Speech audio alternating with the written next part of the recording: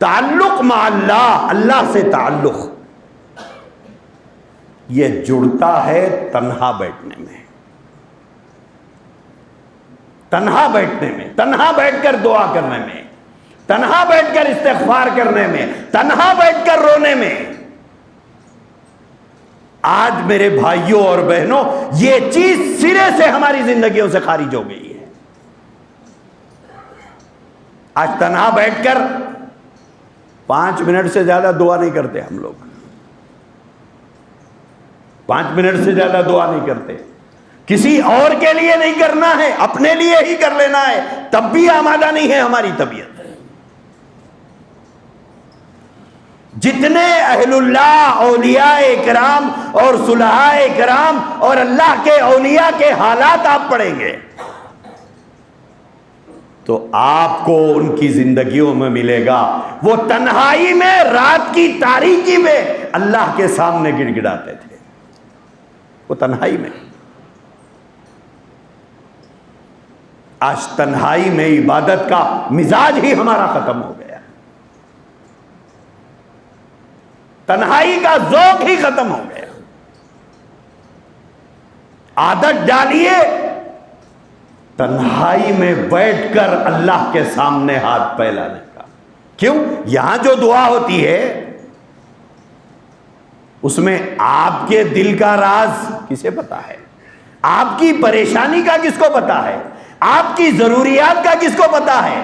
آپ کے گھر کے بیماروں کا کسے پتا ہے؟ دعا کرنے والے کو کیا معلوم ہے آپ کی کیا ضرورت ہے؟ دعا کرنے والے کو کیا معلوم ہے آپ کی کیا پریشانی ہے؟ دعا کرنے والے کو کیا معلوم ہے آپ کی کیا مشکلات ہے؟ دعا کرنے والے کو کیا معلوم آپ کے گھر میں کون بیمار ہے؟ دعا کرنے والے کو کیا پتا آپ کی زندگی کے تقاضے کیا کیا ہے؟ لیکن اکثر یہ دیکھنے میں آتا ہے دعا کے بعد مسجد خالی ہو جاتی ہے، کوئی مسجد میں نہیں رہتا، چلو گھر جائیں، گھر گئے ہوں گے، گھر بھی نہیں جاتے ہیں ہم لوگ۔ میرے بھائیوں، اللہ سے تعلق جوڑنا ہو تو تنہائی میں بیٹھ کر قرآن پڑھو، تنہائی میں بیٹھ کر ذکر کرو، تنہائی میں بیٹھ کر اللہ کو یاد کرو، تنہائی میں بیٹھ کر خدا کو پکارو، تنہائی میں بیٹھ کر دعا کرو، ربط اللہ سے اس سے جڑتا ہے۔ آج تنہائیوں کی عبادت سے زندگی خالی ہو گئی۔ تمام اولیاء کرام کی حالات زندگی آپ پڑھ لیجئے، وہ اللہ سے تعلق رات کی نیند کی قربانیوں کو دے کر اور اپنے جھوپڑوں میں سجدے میں پڑھ کر اور اپنی گھر کی چھتوں پر کھڑے ہو کر رات کی تاریکی میں خدا کو پکارتے تھے۔ تعلق اپنے رب سے ایسا جڑتا ہے۔ ارے مجمع میں کھڑے ہو کر پکارنے سے کسی لیڈر سے بھی تعلق قائم نہیں ہوتا، کسی لیڈر کی نگاہوں میں بسنا ہوتا ہے تو اس کے گھر کا طواف کرنا پڑتا ہے لوگوں کو۔ اس لیے میرے بھائیوں، نفلی عبادتیں اپنے گھروں میں کیا کرو اور اپنے رب سے تعلق رات کی تاریکیوں اور تنہائیوں میں جوڑو۔ کون نہیں جانتا حضرت خواجہ حسن بصری رحمت اللہ علیہ کو؟ کون نہیں جانتا؟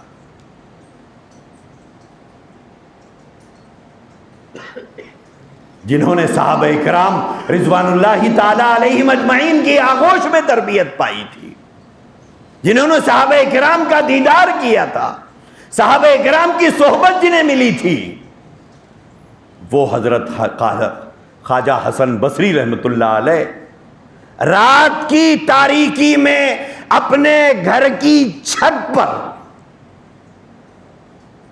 سجدے میں پڑھ کر رات بھر اللہ کو پکارتے تھے۔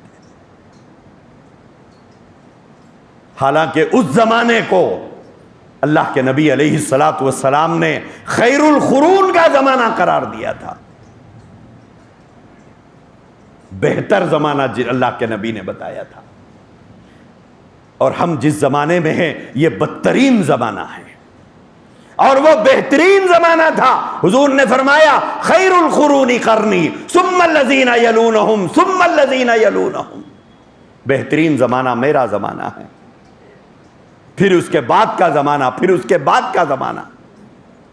اس کو بہترین زمانے قرار دیا گئے. اسی بہترین زمانے کے فرد ہیں حضرت خواجہ حسن بصری رحمۃ اللہ علیہ. معمول تھا گھر کی چھت پر ایک جگہ پر روزانہ رات کو اللہ کی عبادت کرنے کا. میرے بھائیوں، اپنے گھروں میں نماز کی کوئی جگہ خاص تو کیجیے. آج ہمارے گھروں میں ڈرائنگ روم ضرور ہوتا ہے، بیڈ روم ضرور ہوتا ہے، کچن ضرور ہوتا ہے، ہال ضرور ہوتا ہے. نماز ہال ہمارے گھروں میں نہیں ہوتا. کیوں؟ ہمارے گھروں میں اہمیت کا ہے نماز کی، نماز ہال بنانے کے لیے.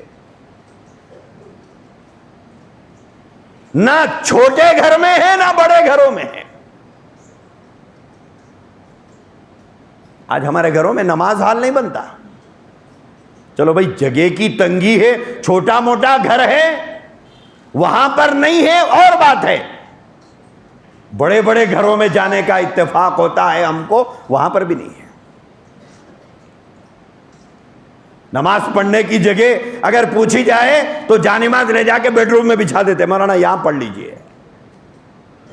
یا کوئی ڈرائنگ روم میں بچھا دیتا ہے، یہاں پڑھ لیجئے. ارے اللہ کے بندے، اتنا بڑا گھر بنایا ہے، اس میں نماز ہال نہیں بنایا تو؟ تیرے گھر والے کہاں بیٹھ کے نماز پڑھتے ہیں؟ تمہارے گھر والے کہاں بیٹھ کے ذکر کرتے ہیں؟ تمہارے گھر والے کہاں بیٹھ کے تلاوت کرتے ہیں؟ تمہارے گھر والے سجدے میں پڑھ کر رب کو کہاں پکارتے ہیں؟ کوئی جگہ؟ آج ہمارے گھروں میں نماز حال نہیں، کوئی جگہ متعین نہیں ہے. حضرت خواجہ حسن بصری رحمۃ اللہ علیہ اپنے گھر کی چھت پر ایک جگہ خاص کر لی تھی، اور رات کی تاریکی میں جب دنیا سو جاتی تھی حضرت حسن بصری رحمۃ اللہ علیہ جا کر وہاں عبادت کرتے اور سجدے میں پڑھ کر اللہ کو پکارتے اور روتے جاتے روتے جاتے روتے جاتے. آنسو بہتے بہتے بہتے بہتے وہ جگہ جو سجدے کی تھی تر ہو جاتی تھی، بھیگ جاتی تھی. روتے تو ہم بھی ہیں، لیکن وہ دنیا کے کھونے پر یا دنیا کے نہ ملنے پر روتے ہیں. روتے ہم نہیں ہیں، ایسا نہیں ہے، روتے تو ہم بھی ہیں، لیکن ہمارے رونے کی وجہ کچھ اور ہے، ان کے رونے کی وجہ کچھ اور تھی. ہم گھر کے لیے روتے ہیں، وہ خبر کے گڑھے کو یاد کر کے روتے تھے. ہم مال کے لیے روتے ہیں، وہ آخرت کے لیے روتے ہیں. رونے کے وجوہات کچھ اور تھے. حضرت خواجہ حسن بصری رحمۃ اللہ علیہ سر سجدے میں رکھ کر اتنا روتے، پوری جگہ تر ہو جاتی، بھیگ جاتی. لوگوں کو سمجھ میں نہیں آتا، ارے اتنا کیسا روتے تھے ہوں گے یارو، آخر جگہ کیسا بھیگ جاتی. اب جس کے آنکھوں میں ایک آنسو نہیں آتا، اس کو لوگوں کا رونا کہاں سمجھ میں آئے گا؟ بتائیے. آج ہماری آنکھیں تو خشک ہو گئی ہے. ہم دوسروں کے لیے کیا روتے، ہم تو اپنے آپ کے لیے نہیں رو سکتے. ہماری آنکھیں خشک ہو گئی ہیں، ہمارے دل پتھر ہو گئے ہیں. ہم اتنے بے رحم ہو گئے ہیں کہ ہمیں اپنے آپ پر رونا نہیں آتا، چہ جائے کہ ہم دوسروں کے دکھ کو دیکھ کر روئے. حضرت خواجہ حسن بصری جس جگہ سر رکھ کر روتے تھے، پوری جگہ بھیگ کے تر ہو گئی تھی. جب زمین پانی پیتی ہے تو ایک حد تک پیتی ہے، اس کے بعد زمین پانی چھوڑتی ہے. جیسے بارش ہوئی، زمین نے بعض جگہ بہت پانی پورا پی لیا، بعض جگہ چھوڑ دیا، وہ ٹھہرا ہوا ہے. ایسے ہی زمین پر جہاں پر آپ کنڈے میں پانی پہلی مرتبہ ڈالے، جھاڑ کو پورا پی جائے گا. دوسری مرتبہ ڈالے، کچھ پیے گا، کچھ رہ جائے گا. پھر ایک وقت آتا ہے کہ تھوڑا پیتا ہے باقی چھوڑ دیتا ہے، یعنی نیچے پوری تری ہے، نمی ہے، اس کے بعد کنڈے میں سے پانی باہر نکلتا رہتا ہے جو سوراخ نیچے دیا جاتا ہے۔ اس کا مطلب کیا ہے کہ اب زمین چوس چکی ہے، باقی چھوڑ رہی ہے۔ حضرت خواجہ حسن بصری رحمۃ اللہ علیہ رات کی تاریکی میں جب سجدے میں پڑھ کر روتے تو اتنا روتے اتنا روتے اتنا روتے کہ روتے روتے روتے روتے وہ جگہ تر ہو گئی تھی۔ اس کے بعد ایک وقت آیا کہ اب وہ جگہ بھیگ چکی تھی، 4 قطرے 10 قطرے جب اس پر پڑتے تو اب وہ بہہ کے باہر نکل جاتے تھے۔ ایک رات کا واقعہ لکھا ہے کہ ایک آدمی نیچے سے گزر رہا تھا اور پرنالے سے پانی کے کچھ قطرے اس آدمی کے اوپر گرے، تو جس کے اوپر وہ قطرے گرے تھے اس نے آواز دے کر کہا کہ اے پانی بہانے والے، نماز کے لیے جا رہا ہوں، یہ تو بتا کہ یہ پانی کے قطرے پاک ہے یا ناپاک ہے؟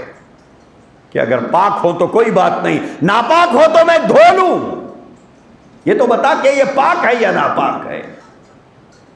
جب وہ آواز خواجہ حسن بصری رحمت اللہ علیہ کے کانوں میں پڑی تو بے چین ہو کر سر سجدے سے اٹھایا اور اس کے بعد میں فرمایا بہتر ہے تو اس پانی کے قطروں کو دھو لے، کیونکہ یہ گنہگار حسن بصری کے آنکھوں کا پانی ہے، یہ گنہگار حسن بصری کے آنکھوں کا پانی ہے، بہتر ہے تو دھو لے۔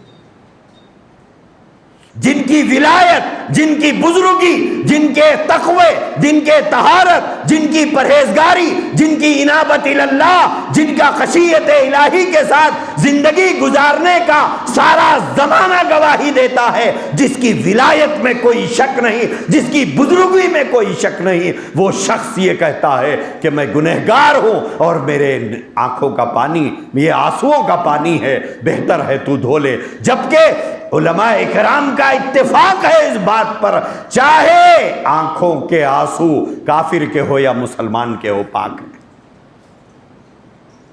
لیکن حسن بصری رحمت اللہ علیہ اپنے آپ کو کتنا گنہگار سمجھتے تھے۔ آج 1000 عیبوں کے باوجود، 1000 گناہوں کے باوجود آج ہم اپنے آپ کو گنہگار سمجھنا تو بہت دور کی بات ہے، دوسرے سے زیادہ نیک بھی سمجھتے ہیں اپنے آپ کو۔ گنہگار ہونے کا، اللہ کا نافرمان ہونے کا، خدا سے بغاوت کرنے کا، رسول سے بے وفائی کرنے کا احساس ختم ہو کر اب اس درجے پر پہنچ چکے ہیں کہ میں تم سے بہتر ہوں، یہاں تک ہم پہنچ گئے۔ اب کہاں ہمیں گناہ کا احساس ہوگا؟ کہاں گناہ کا احساس ہوگا؟ کہاں توبہ کا کرنے کا ذوق ہمارے دلوں میں پیدا ہوگا؟ جب تک دوسرے سے بہتر ہونے کا روگ ہمیں لگ گیا ہے۔ دوسرے سے بہتر اور دوسرے سے اچھا اور دوسرے سے نیک اور دوسرے سے زیادہ باعمل ہونے کی بیماری میں ہم مبتلا ہو گئے۔ اور وہاں حال کیا ہے؟ سارا زمانہ جن کی بزرگی کی، جن کے ولی ہونے کی گواہی دے رہا ہے، وہ سر سجدے میں رکھ کر رات بھر رو رہا ہے۔ حبیبہ ادویہ گزرے ہوئے زمانے کی ایک ایسی خاتون تھی جو رات ہو جاتی، جب اندھیرا چھا جاتا، لوگ سو جاتے، تو حضرت حبیبہ ادویہ رحمت اللہ علیہا اس رات کی تاریکی میں اپنے گھر کے اوپری حصے بالا خانے پر چلے جاتی، نماز پڑھتی، دعا کے لیے ہاتھ اٹھاتی تو کہتی مولا، ہر آدمی اپنے اپنے محبوب کے ساتھ اپنے اپنے کمروں میں پہنچ گیا ہے، ہر آدمی اپنے اپنے چاہنے والوں کے ساتھ رات کی لذتیں لوٹ رہا ہے، تیری یہ بندی تیری محبت میں تیرے سامنے کھڑی ہوئی ہے، تیرے سامنے کھڑی ہوئی ہے۔ حضرت رابعہ بصریہ کے بارے میں ہے، عشاء کے بعد روزانہ بناؤ سنگار کرتی، تیار ہوتی، اپنے آپ کو تیار کرتی، اس کے بعد اپنے شوہر نامدار کی خدمت میں حاضر ہوتی اور ان سے پوچھتی کیا آپ کو میری ضرورت ہے؟ کیا آپ کو میری ضرورت ہے؟ اگر شوہر کہتے نہیں کوئی تقاضا نہیں ہے تو فرماتی کہ پھر مجھے اجازت دے دو، میں اپنے مالک حقیقی کے سامنے جانا چاہتی ہوں، میں اپنے مالک حقیقی کے سامنے کھڑا ہونا چاہتی ہوں۔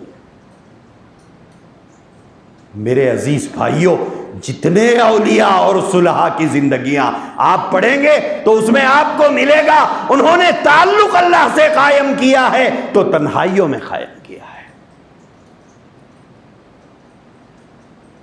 رب سے تعلق قائم کرو بند کمروں میں بیٹھ کر، رب سے تعلق قائم کرو کمروں کے کونوں میں بیٹھ کر، رب کو پکارو تنہائیوں میں بیٹھ کر۔ اللہ سے تعلق قائم اسی سے ہوگا۔